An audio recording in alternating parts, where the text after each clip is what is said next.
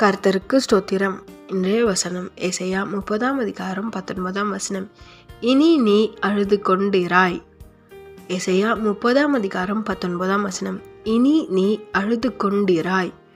இன்னைக்கு வாக்குத்தத்தமா, இந்த மாதம் வாக்குத்தத்தமா ஏசப்பா உங்ககிட்ட சொல்கிற ஒரு வார்த்தை என்னென்னா, இனி நீங்கள் அழமாட்டீங்களா? ஆமேன். எந்த காரியத்தை நினைத்து கலங்கி போய் யாருக்கும் தெரியாமல் வேதனைப்பட்டு அழுதுட்ருக்கீங்க, ஏசப்பா சொல்கிறாரு, அந்த காரியத்தில் இனி நீ அழமாட்டேன். நான் உனக்கு அற்புதம் செய்ய போகிறேன், உன் வாழ்க்கையில் ஒரு அற்புதம் செய்ய போகிறேன்னு சொல்கிறாரு. ஆமேன். உங்களை பார்த்து தான் சொல்கிறாரு. கண்ணீரோடு இதை கேட்குறீங்களே, கண்ணீரோடு இருக்கீங்களே, என் பிரச்சனை மாறாதா, என் பலவீனம் மாறாதா, இந்த சூழ்நிலை மாறாதா அப்படின்னு கலங்கி போயிருக்கிறீங்களே, அழுது கொண்டு இருக்கீங்களே, உங்களுக்கு ஏசப்பா சொல்கிறாரு, நீ இனி அழமாட்டேன். இனி உனக்கு சந்தோஷமும் சமாதானமும் தான் வரப்போகுதுன்னு சொல்கிறாரு. ஆமேன். உங்கள் துக்கம் சந்தோஷமாக மாறும்னு சொல்கிறாரு.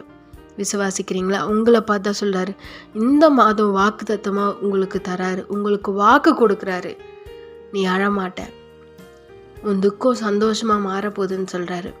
விசுவாசிக்கிறீங்களா? சோர்ந்து போகாதீங்க. ஏசப்பா உங்களுக்காய் வாக்கு பண்ணியிருக்கிறார். நிச்சயமாக வாக்குத்தை நிறைவேற்றுவார். விசுவாசமாக இருங்க.